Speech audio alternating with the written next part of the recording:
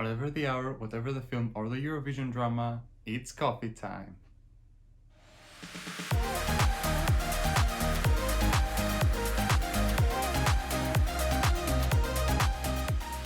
This is Emmanuel calling from Coffee Break, where we take a break and discuss about films, Eurovision and much more. Grab yourself some mug of hot tea or coffee, take a sip, and let's dive into this. Let's talk about The Smashing Machine. This film is about the story of a mixed martial arts and UFC champion, Mark Kerr. There is a documentary that came out more than 2 decades ago about this UFC fighter, which I have not seen. And this is a dramatized version of his personal and professional life between 1997 and 2000. This film comes from Benny Safdie of the Safdie brothers. His brother Josh Safdie also has a film up his sleeve that I won't be able to see until January. Dwayne "The Rock" Johnson inhabits Mark Kerr in this film, and he's unrecognizable. This is a transformative and beautiful performance. Very Oscar baity, one could argue, but I personally don't see this casting choice as a pretentious one. In fact, I quite admire it. Just because Hollywood wants to put its actors in boxes, and filmmakers for that matter, and just because Dwayne "The Rock" Johnson has been a major part of large blockbuster franchises, that doesn't mean that he can't or shouldn't even step out of his routine and experiment with his acting abilities.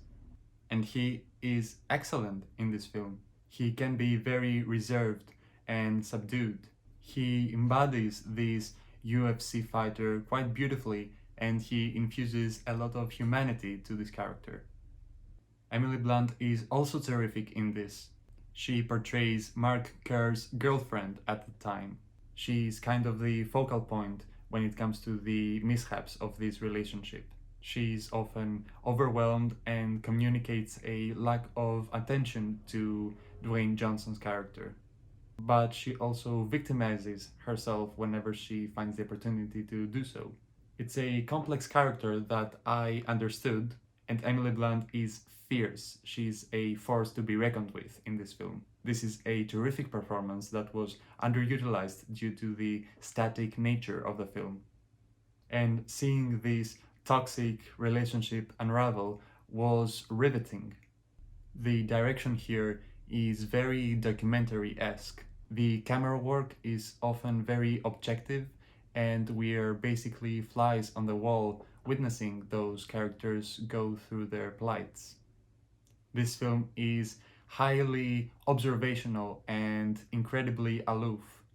The pace can drag and meander. Certain portions of the film can come across as repetitive and monotonous, and sometimes to its expense.